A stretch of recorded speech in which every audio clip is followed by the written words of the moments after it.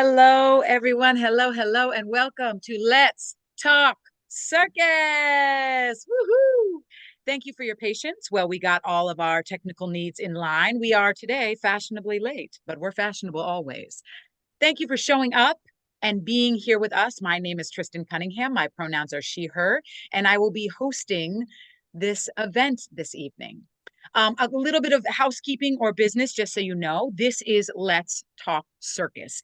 Our initial intention with starting Let's Talk Circus Smirkus is to talk about circus, but to also hear about circus from lots of different voices.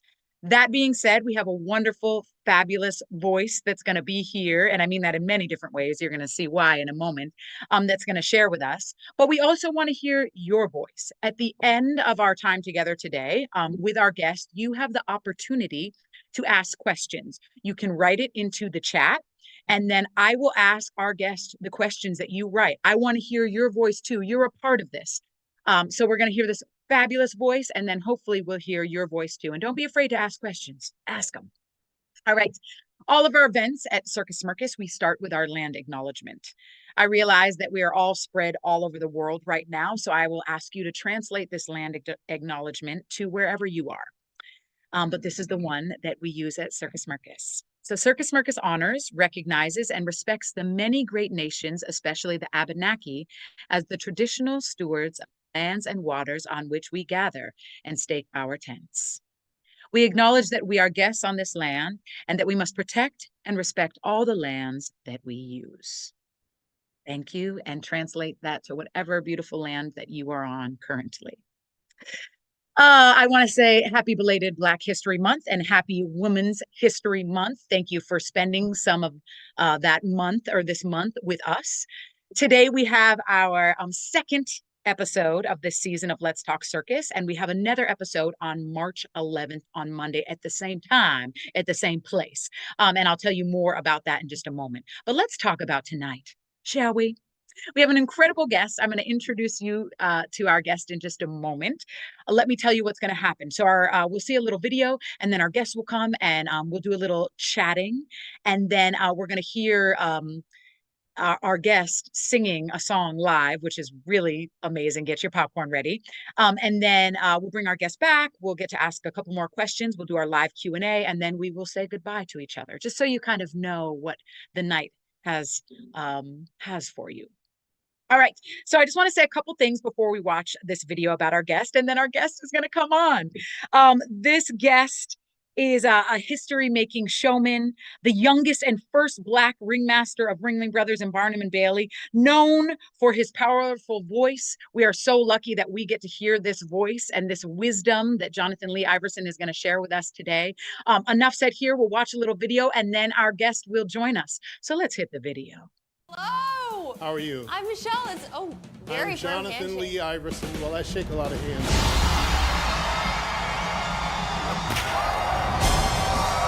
Johnathan Lee Iverson is one of the greatest showmen to ever command the big time.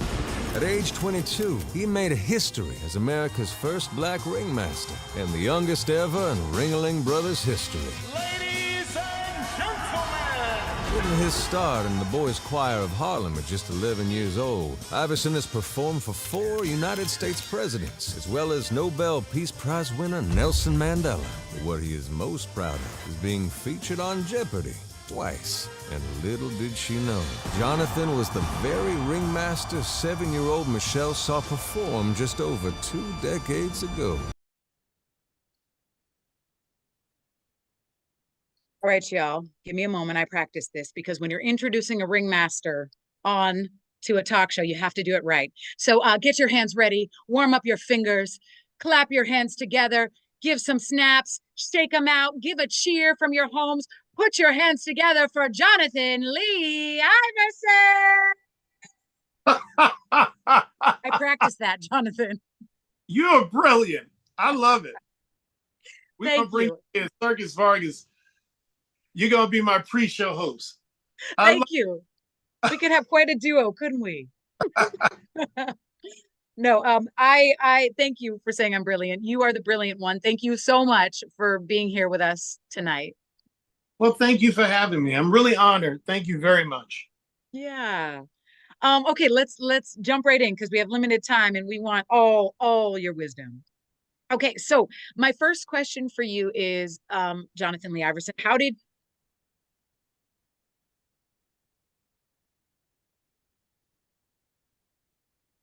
you start? I heard a little echo there, that's why I paused, but I think we're back. How did you start in circus? How did circus come into your life? How did you become this incredible ringmaster that you are? Very kind of you. You know, like, I think it started for me like it does for most of us. It's sort of this strange calling, if you will. I was well on my way to becoming an opera singer. That's what I wanted to do. I was about 13. That's what I was set to do. I saw Placido Domingo with the Boys Choir of Harlem. We were in Japan. It was my first trip out of the country. I was in the Boys Choir of Harlem, so you couldn't tell me nothing. And we were on the same bill as the great Placido Domingo. I didn't know him from a ham sandwich, but there was an older gentleman in the choir who came up to me and he said, "Here, I want you to hear what a real tenor sounds like." And I hope this on every student you have. Like, I had this really Paul on his way to Damascus moment. Like, if I wanted to run, I couldn't move. Like, I remember the announcement and everything. They said, and now Ronald and Nancy Reagan's favorite tenor, Placido Domingo, because we was doing a friendship concert for then President Reagan and Nancy Reagan. And so we were, I'm standing there and he opens his mouth and everything in me like shattered and then it lit up. Like, he finished and I still feel it till this day. Yeah, that was years ago. I still feel that. And when he finished, I was like, I know what I am. And it was just, and when I got home, my older brother was like, his way of saying I miss you. He's like, all right, man, what you want me to get you? So we were at a record store back then when they used to sell cassettes and everything. And I said, Placido Domingo, I need Placido Domingo. He's like, what? He's like, yeah, whatever, man. All right.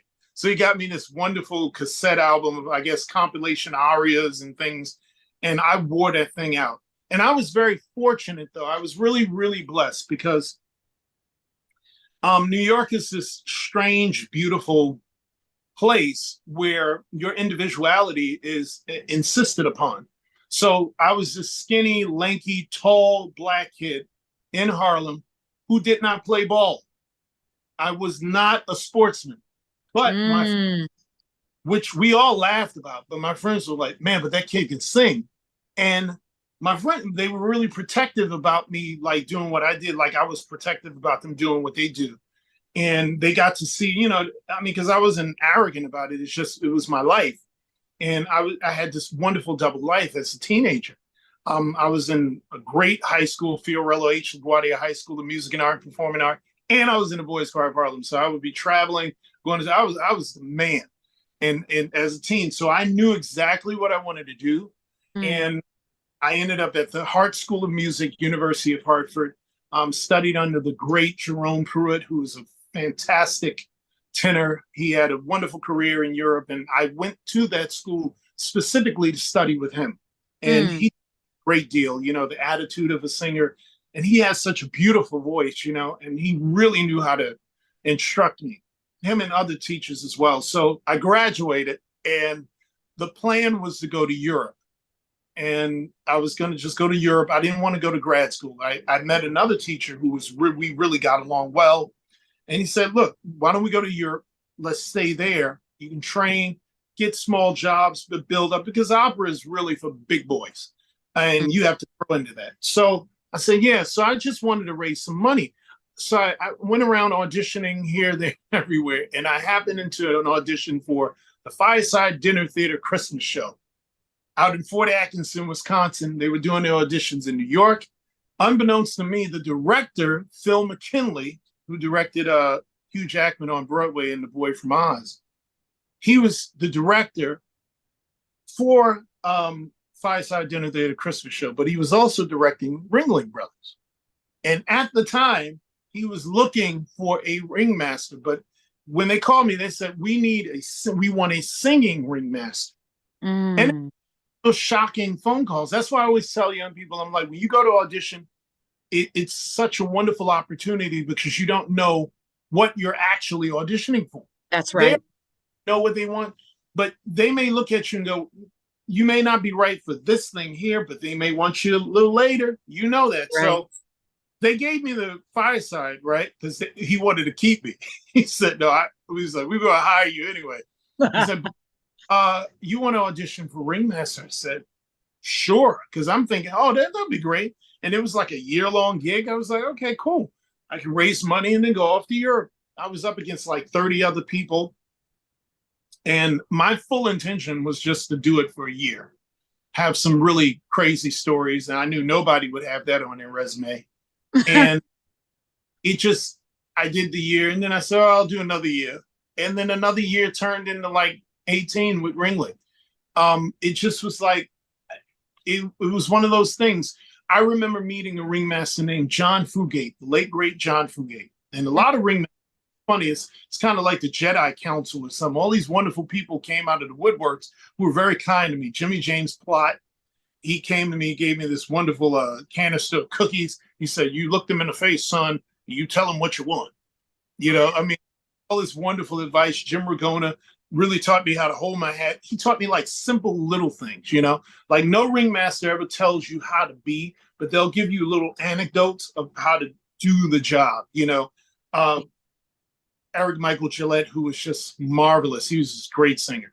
And he was ringmaster for like 12 years. He would, like, he told me, he introduced me to certain lozenges to take, you know, to maintain the throat. And, you know, they would tell me, make sure you get out of the building in between shows, go outside and breathe because you're taking in everything. And I mean, all those little things. They would never tell me how to do it, but they would just tell me little things that would be helpful. And they let me, you know, fill in the blank with whatever it was in me.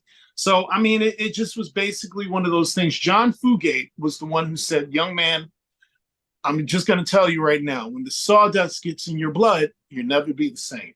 And boy, he was right. He told me that the first year, and I'm like, whatever, yeah, whatever. I'm going to get out of here. I'm going to go to Broadway or an opera. Yeah, right. Look, I stuck it out. I had friends of mine I went to school with, conservatory with, and they were like, man, you better not leave here. This is a sweet gig, man. And it took me a while to adjust, you know, to get my mind out of what my plan was. Sure. But, you know, when I really opened my eyes to what I was really involved in, I was like, gosh, man. Like, okay, yeah, I did it in a sense. Yeah. And it's one of those entities where you're not stuck. They're always creating something new, right? Mm. That's building a circus. It's built out of nothing. You know, somebody's zany imagination, and they come up with a theme, and you're a part of that. It was great. I was really spoiled in a lot of ways. Just even now with Circus Vargas, you know, where we actually construct songs and announcements around my capabilities. That's why people think I'm better than what I am, because it's custom made, you know.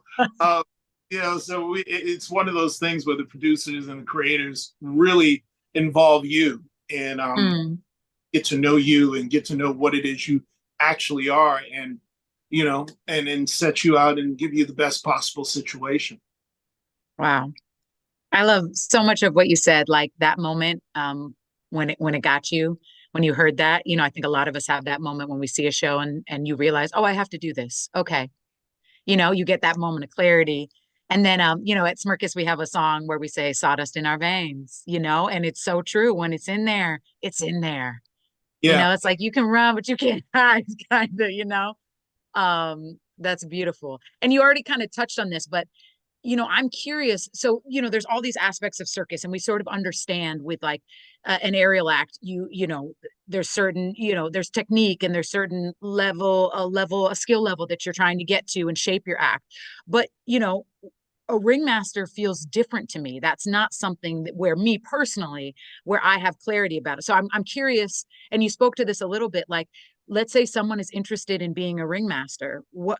What would you say now to them? Like, where do they even start, Johnathan? asking that question. Nobody ever asked me what I do. What's my process? I'm telling you. Tell us what you do. Yeah, I would start, find a really, really good voice teacher. Find a really good voice teacher. And I think that's step one. Find a really good voice teacher. I think it helps to have a performance pedigree. The Ringmaster, like almost everything in circus, has evolved some, right? So I have a moniker that I call myself the last Ringmaster.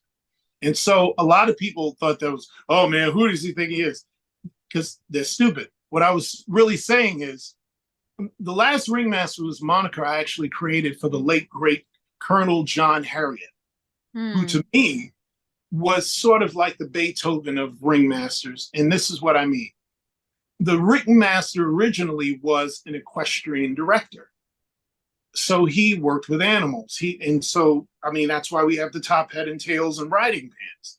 Right. John Harriet was one of the premier animal trainers of the 20th century.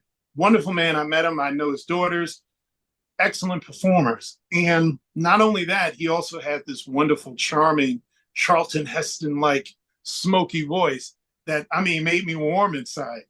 And so he had the showman's type of acumen, and he also had the real thing where he was the actual equestrian director. He had all those. So that bridge, so he was a showman and an actual animal trainer. But then you have this wonderful evolution into the great Harold Ronk, who was the original singing ringmaster. And Harold Ronk we have similar stories. In fact, I think our birthdays are a day apart.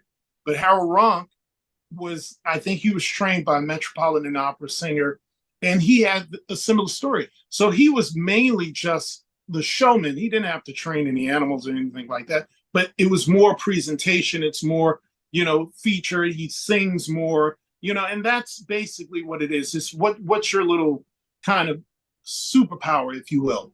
And so when I say the last ringmaster, I'm really speaking of an era, not that there aren't ringmasters. There are wonderful ringmasters throughout the world.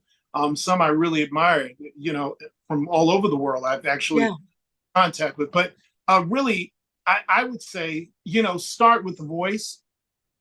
In this day and age, start with the voice, because that's what people are going to come to hear from a ringmaster. You want somebody who has a sturdy, strong instrument, and really good training. I would recommend find a good bel canto classical teacher, somebody who can teach that technique. It's analogous to ballet for a dancer. Find somebody who does that. So you have really a good anchor, and that'll take you anywhere you want to go. And also, I would say, take acting classes, learn how to, there are presentation courses, but you know what I said, go take acting classes, really learn what those methods are and use that in what you do. And it'll help you, especially improvisation.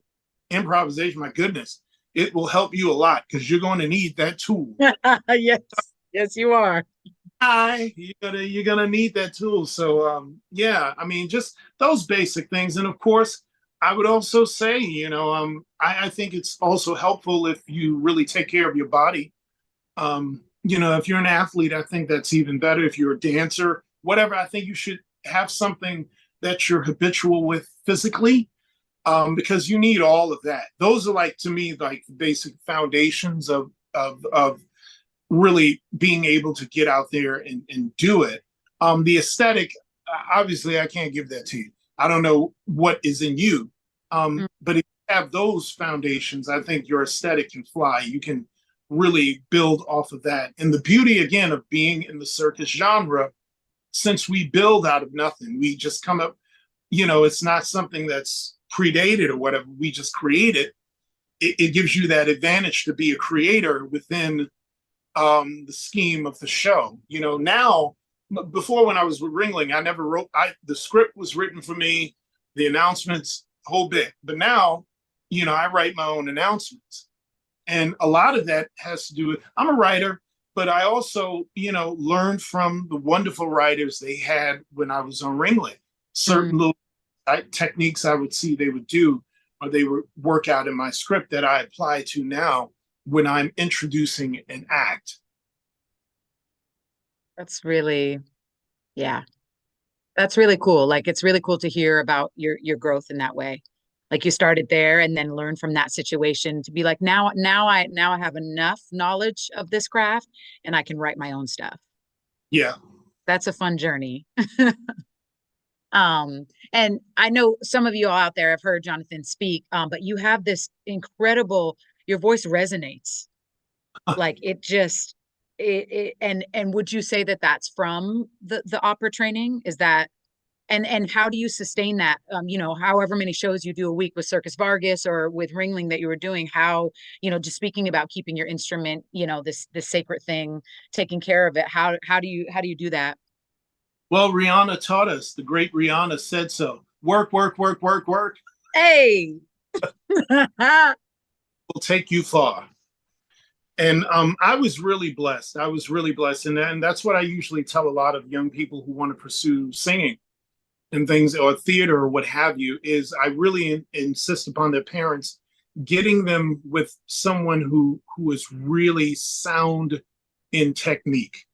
A lot of charlatans in our business, as you know, people who shouldn't be teaching, people who ruin a lot of susceptible folks who don't know. They don't know any better. When I entered the Boys Choir of Harlem, they could have taken me for a ride. It was my fortune that the founder and director, who was a brilliant singer himself, but he was also really a masterful technician and musician.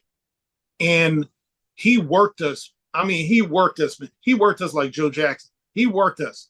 And, as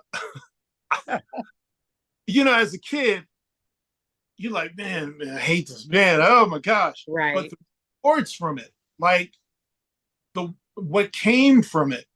When I joined the Boys Choir of Harlem, I was 11 years old. I didn't touch a stage seriously until I was 13. Because that was how he was. Mm-hmm. The process, and I learned that early, that process matters. And certain levels, I mean, if he wanted to just, have just a little choir, just keep kids off the street, yeah, sure. But this wasn't church choir. This was real stuff. We were going to be singing for world leaders. We were going to be sharing the stage with the likes of Stevie Wonder. And so you really had to have your stuff together. And when I got to a point where I was reaping the rewards, suddenly it all made sense. Like all those hours of rehearsal. And I mean, he was picky. Like, nothing got past this man's ears. And those were the types of teachers I had, even in high school. Oh my gosh, I had this other teacher, Professor Ramon Reberg. He was the same way. Beautiful and mean. That's how I describe my teachers. Beautiful and mean. And they were the best, though, because what I discovered as I became a man is how much they loved me, like, deeply, and how protected. Yeah. And when I would meet different circus artists, I have a wonderful friend. She was like my best friend from the beginning of my circus career. Anna is her name. She's from Russia. She didn't know a word of English. Of course, I didn't know any Russian. But somehow we learned to communicate. And as our friendship grew and we learned to communicate, she would always be so complimentary about my voice. And I'm like, Anna, I'm like, you can fly. You can do anything with your body. And we would giggle over that because she was so enamored with my voice. And I'm enamored with, she comes from that Russian school. And when we exchanged our little war stories, it was amazing how similar they were. She told the teacher how her teacher would press her, would not let her get away with anything. Like, she would try to cut class or whatever. She was like, wasn't having it. She would go and get her. I mean, I was like, man, I had the same type of deal. Like, mine, Dr. Turnbull was his name, Dr. Walter Turnbull. He would make me bring any music I was doing when I was at high school. He said, no, you bring that to me. I want to know what those people got you singing. Because just because you can doesn't mean you're supposed to. So having a real instructor, and that's why I was telling you earlier off camera, how much I admire seeing you as a teacher and how much I admire that field, because there are people who are really designed to do that. And when you run into people who are designed to do that and do it well, get your kid in front of that person, you know, get your kid in front of that person. And it really helped me in good stead. That's really the foundation of everything, because that helped me identify going forward which teachers were any good. I know within the first 2 minutes if you know how to work with me. That's right. Because I know my body, I know how it works. And so there are things I do. Now I'm in a place where, you know, and I've heard this from prize fighters, you know, and say, yeah, you know, yeah, I know my game. I can do certain things in the ring, but you always have a cornerman, you know? And so I still train. There's certain exercises I do for me. I take care of my body more now than ever, the older I get. I just came from the gym before I got on with you. You know, I do things like that. And I don't like the gym, but I'm vain. But, you know, I do things like that to really energize the voice, if you will. I try to sleep. You know, I try to get, you know, a good night's rest. And I try not to eat too late at night because of acid reflux.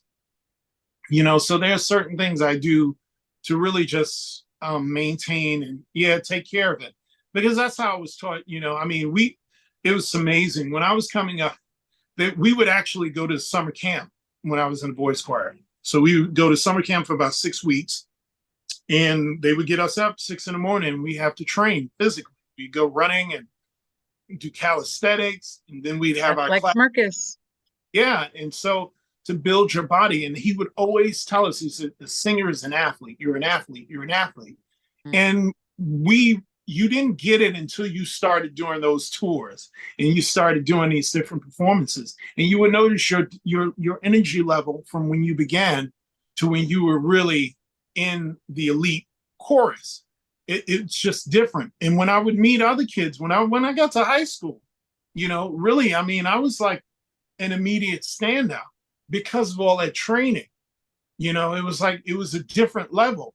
And so, yeah, you could have all the talent in the world. And I had a natural ability. I really did. It's genetic.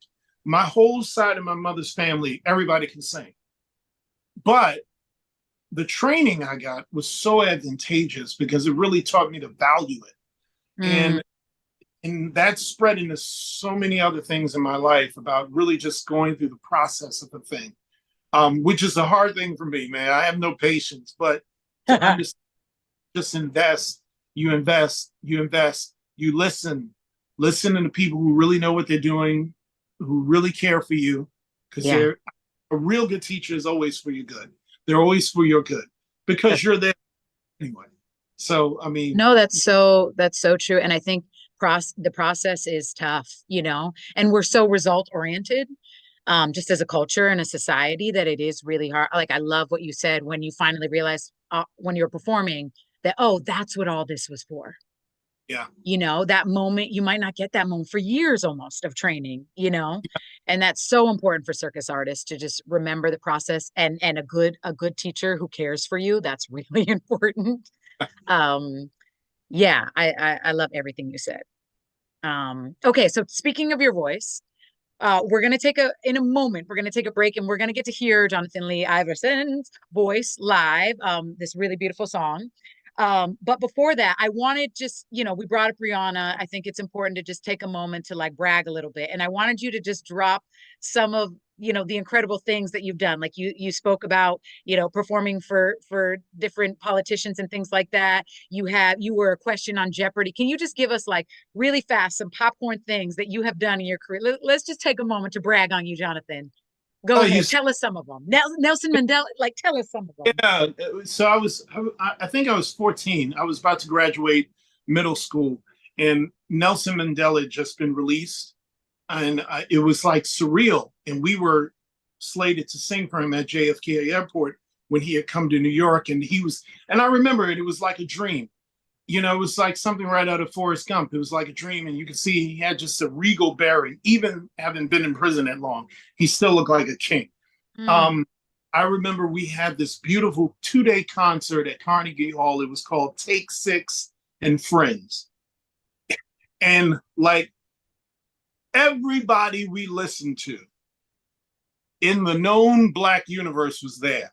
Stevie Wonder, Whitney Houston, the great James Taylor. I think, yeah, I remember Patty Austin was there.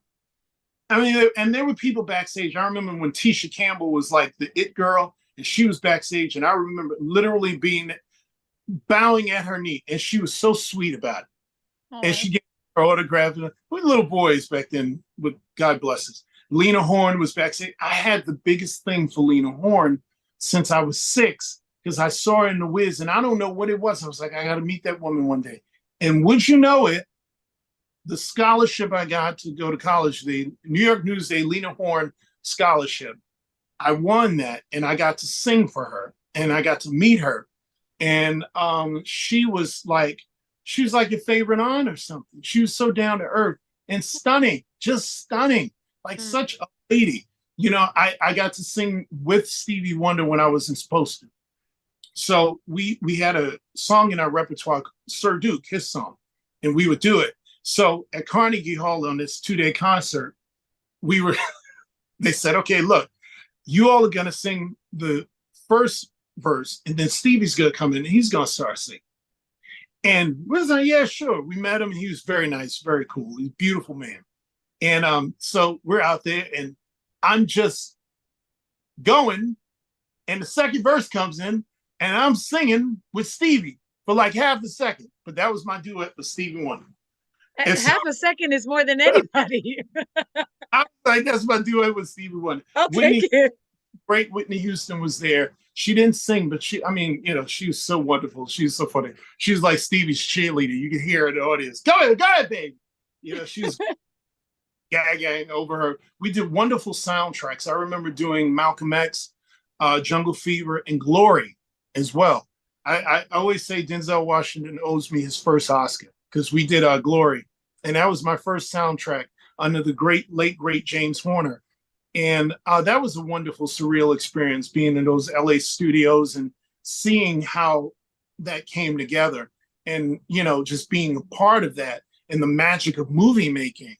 And I think I was 13 when that happened. It was just great. You know, I mean, it was just out of this world. I mean, the experiences were just amazing. I mean, traveling the world. I remember going to Japan and contemplating misplacing my passport because I fell in love with the country. It was such an amazing experience, and I promised myself I have to go back there. I mean, I remember, my goodness, there was a beautiful concert we did with the great Roberta Flack, Peabo Bryson, and Jeffrey Osborne, and Patty Austin. Patty Austin is hands down stand-up comedian funny. In addition to being a brilliant singer, they were so charming and they were so great. And it's funny because Peabo Bryson back then, I don't think he does it now because he's a health nut now. God bless him. But I remember as a kid, Peabo was smoking, right? He was kind of late going on stage, and we saw like this stream of smoke. But he gets just destroys. He's amazing. It's a beautiful voice. Peabo Bryson, a legend. And I'm looking at my friends and they told us we can't smoke or do all that. And listen how he sings, you know. But I learned that little lesson, like, you know, everything isn't for everybody. I've never seen this, but you know, some of my favorite singers, the great Sarah Vaughan, who is to me heaven and earth. Like, she is it as far as singers. Her and Nancy Wilson. When I talk about singers, those two are it for me. And Sarah Vaughan was a heavy smoker, you know, and I mean, a voice like that, I mean, that was just like blasphemy for us as choir boys, you know, things like that. But the experiences were abundant. The best pancakes I've ever had were in the White House. It was during the George H.W. Bush administration. And we had these pancakes in the kitchen of the White House. It was great. And the staff, they were wonderful. This was wonderful Black lady. She was so happy to see us. Everybody was always happy to see us after the fact. Because, I mean, you imagine you see a bunch of kids coming, you're thinking, oh my gosh, we got to deal with.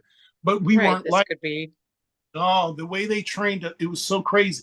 We would like, we had etiquette classes, we had cultural enrichment classes, depending on where we would go in the world. So they would bring experts from those cultures to give us tutorials, certain things we could say, certain things we shouldn't do, how to eat there, what to look for, stuff like that. So we really have a type of experience where, they didn't just unleash us, but the big thing for me in the Boys Choir of Harlem, what they taught us so much was ambassadorship. And, how important our platform was. They were not shy about, addressing the realities of being Black men in this society. And the fact, whether you like it or not, fair or unfair, you're going to represent a whole. That nobody's going to look at you as individuals if you, so when we would show up and when we were the antithesis of what they thought we were going to be, it was really interesting to see how, it was almost like everybody would almost kind of take the sigh of relief or something, but we would always eat that. And that was the thing too, the bar was so high at the Boys Choir, we exceeded things. There were, and I won't name names, there were well-established artists who would have us open for them. And with the demand of the audience, they wanted us to keep going. We would basically steal those shows. We were serious. It was a serious organization, but it really taught me something about my youth and about young people, which is why I always hate seeing people accommodate their mediocrity. Like, young people really want you to give them that carrot stick, give them a standard, and dare them to go there, because it does so many wonderful things for them for the rest of their lives. To know I can dig into a certain place. You can be disappointed. I can deal with disappointment and failure and come back. I can build to something. I can go through a process. I can accept, all these, and there's so much that goes into building an artist and really building a person, because that was the mission of the Boys Choir of Harlem, really was to build good citizens, but music to do it and not letting anybody slack. Yeah, you're going to be the best you can be at this thing because we're on world-class stages. So having that type of level of that aim really held me in good stead, and it has continued to hold me in good stead to this day. Yeah. No, I love that. And I think, that, Rob Merman, the founder of Circus Smirkus, that was his intention, is to have a professional touring youth circus. And the expectation of us was to arrive, as one may say, an adult artist may, but that, that expectation was expected of us, and we rose to that occasion. And I think you're right. When that space is held for you, youth do rise, and they absolutely can. And sometimes they're better at it than adults. Let's be real. Very true. So that's so cool to hear that, that your experience, with that. It's really, it really resonates, I think, for our troopers, and what, Smirkus has always, the intention of Smirkus was always to do that, that these youth can do this. They can do a professional show at that level, just like the choir you were in. You can perform a Stevie Wonder. You can, because we believe you can, and we've trained in a way where we know you can. It's really beautiful. Okay, we've talked about your voice. Now we must share your voice with folks. All right, get your popcorn, my friends. We're going to hear a song by Johnathan Lee Iverson called Put a Little Circus in Your Life, which I suggest everybody do in your life. If you aren't having circus in your life, figure out a way to do it. If it's doing it, if it's seeing it, whatever. While you're listening to the song, think about your questions, because when we come back, we'll do the live Q&A. And I promise I will ask Johnathan your questions. So Put a Little Circus in Your Life by Johnathan Lee Iverson.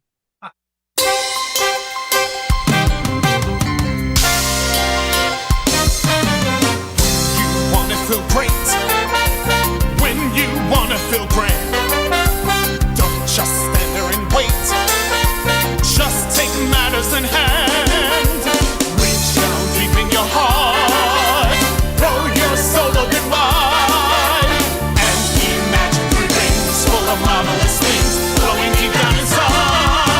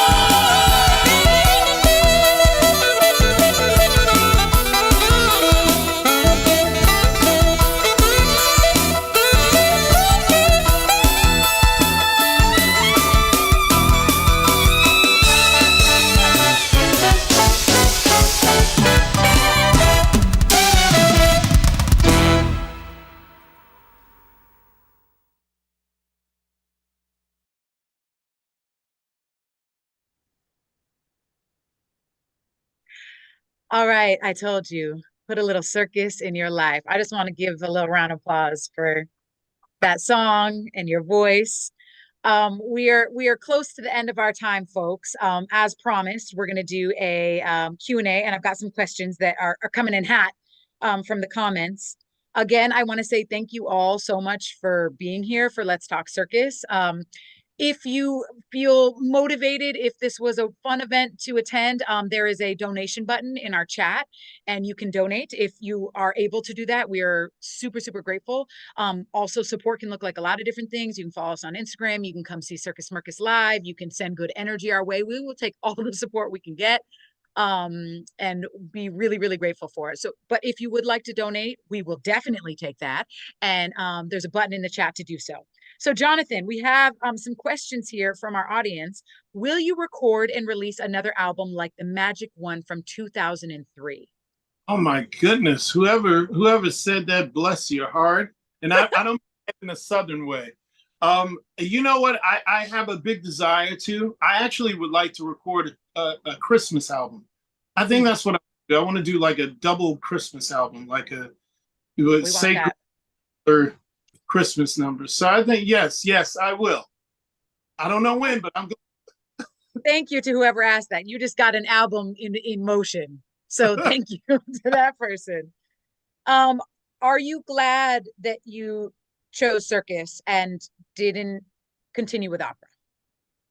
I wouldn't say I didn't continue with opera. I actually went back to it somewhat at Opera Orlando when I moved to Orlando, and they've been wonderful. It's a wonderful opera company, and they do so many amazing productions, and they're heavy into diversity. But I am glad I took the detour to circus. I mean, it really it gave me everything. It really did. And I often I wanted to share that with you all. Like, don't be afraid of the detour, because sometimes it may open up something greater than you could have possibly imagined, and you might actually be even more prepared for it than you think. Because everything in my life culminated to me being in a circus without me knowing it. You know, I had no idea I would be using so many of the tools I was using to become what I thought was going to be an opera singer, but ended up being Ringmaster, the voice of, great American circuses. So that ain't bad. No, it's not. Don't be afraid of that detour. I love that. And I feel like you took opera and, I always say the circus is this home for so many, right? Like gymnastics is sort of one thing or opera is one, but the circus is like this home. The circus, so you took opera and and brought it into the circus with you. It's just a beautiful thing. Don't be afraid of that detour.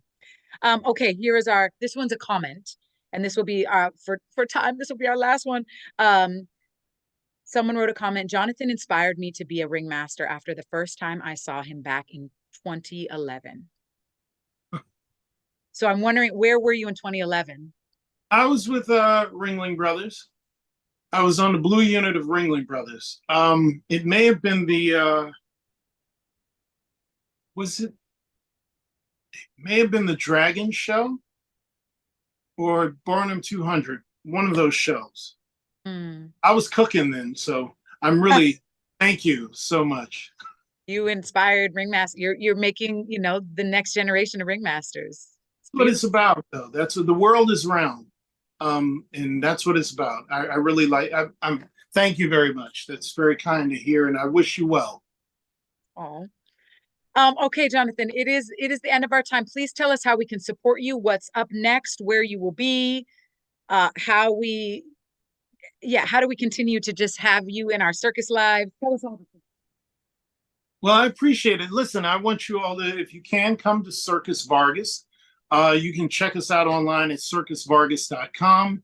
If you want to follow me, of course, I'm bigtopvoice.com, or online anywhere in the social media platforms. It's Last Ringmaster. That's my handle for all the social media platforms, is Last Ringmaster. You can come find me that way. You can also find me with the wonderful Omnium Circus.